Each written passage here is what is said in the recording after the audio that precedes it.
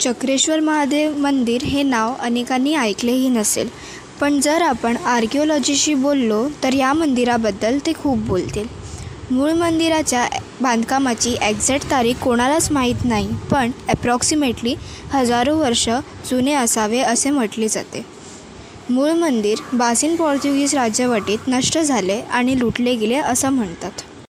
चक्रेश्वर महादेव मंदिर हे सोपारा गावात आहे, ज्याला आज आपण नालासोपारा म्हणून ओळखतो.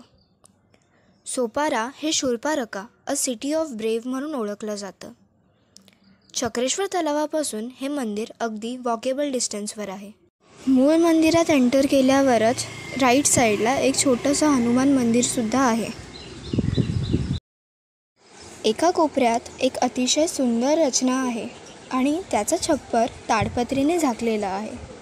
प्रवेशद्वारावरील फलकावर राम मंदिर आणि तारीख 1814 म्हणजे हे मंदिर 1892 बांधले गेले.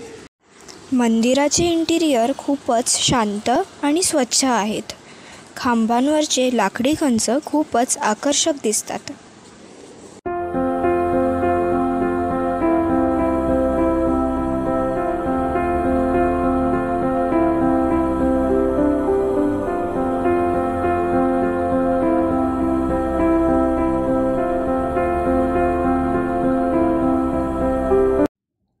मंदिराच्या बाजूला एक छोटा वरांडा आहे, जिथे अक्कलकोट प्रसिद्ध स्वामी समर्थांचे शिष्य श्री मयुरानंद यांची याच ठिकाणी साजीव समाधी घेतले असे म्हणतात.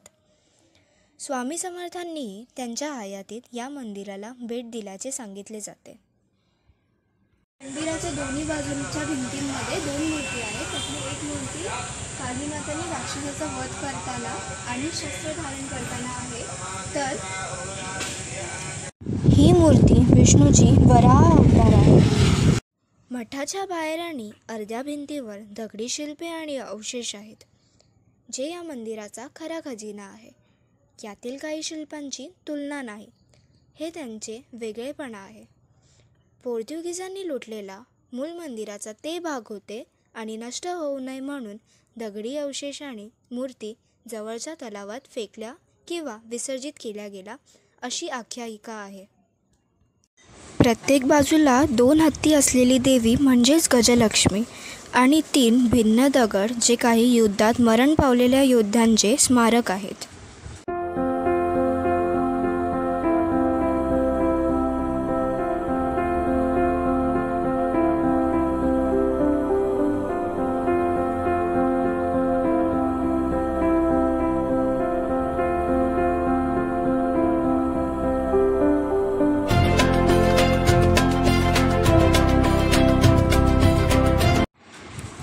दोन स्त्रियांचे दगडी शिल्पे, गळ्यात 2 हार, कोरलेल्या दगडात मोठा नंदी म्हणजेच अतिशय अनोखी मूर्ती, 1 मुखी शिवलिंग.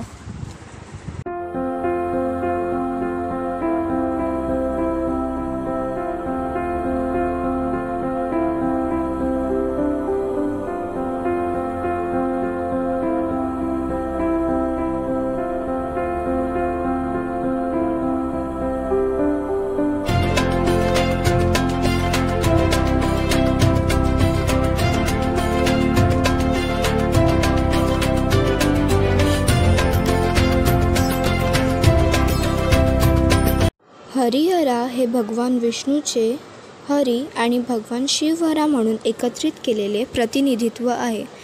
वैष्णव आणि शैव या दोन्ही लोकांद्वारे पूज्य असलेल्या या सर्वोच्च देवाला समर्पित उत्कृष्ट कोरलेल्या मूर्ती दुर्मिळ आहेत.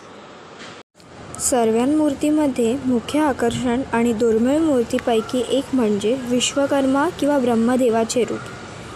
मूर्तीच्या भव्यतेचे वर्णन करण्यासाठी शब्द कमी पडतात. ब्रह्मदेवाच्या अप्रतिम मूर्तीला 3 तोंडे असून त्यापैकी एकाला दाढी, हातात वेड, कमंडलम आणि दिवा आहे. ब्रह्मदेवाची मूर्ती उभ्या स्थितीत आहे, याचा अर्थ ती मूळ मंदिराची मुख्य मूर्ती असावी. मुख्य मंदिराच्या आत जाताना मंदिराच्या मुख्य गाभाऱ्यात शिवलिंग आहे. त्याशिवाय आणखी एक दगडी मूर्ती आहेत. त्यामध्ये भगवान सूर्याची मूर्ती आहे, ज्यात घोडे होते.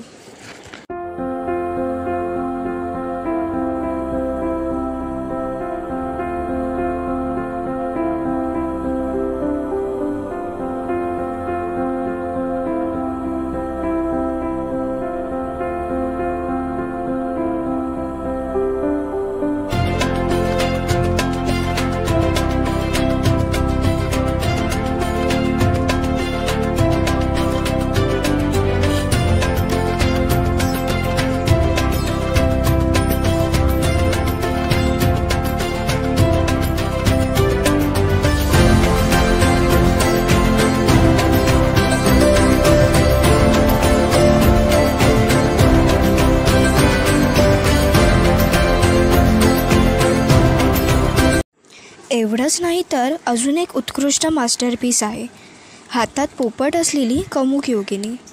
या सर्व दगडी मूर्ती अतिशय बारकाईने कोरलेल्या आहेत आणि प्रत्येक एक उत्कृष्ट मास्टरपीस आहेत. सुंदर शिल्पे पाहणे हा एक जबरदस्त अनुभव होता आणि या मंदिराचं कठीण कोरीकामामुळे हा मंदिर किती सुंदर आणि अप्रतिम झालं आहे ह्याची कल्पनासुद्धा करू शकत नाही. चक्रेश्वर मंदिर आणि सोपारा स्तूप हे मुंबईतील सर्वांनीच इथे येऊन भेट द्यावी अशी माझी अपेक्षा आहे. बाजूला भिंतींमध्ये 2 मूर्ती आहेत. त्यातील एक मूर्ती कालीमाता आणि राक्षसाचा. सो गाईज, आता जस्ट आम्ही व्हिडिओ बनवून आले आहेत. तर आज व्हिडिओ शूटिंग मी काढला आहे आणि दरवेळेला मीच काढते, पण यावेळी हिने मला सांगितलं आहे की कसं अँगल ठेवायचा. फक्त एक गोष्ट मी तिला सांगितलं आहे की तू इथून ये, मी तिथून जाते, मग तिथून मी व्हिडिओ वगैरे काढेन. आणि मग तुम्ही या व्हिडिओला सबस्क्राईब पण करू शकता.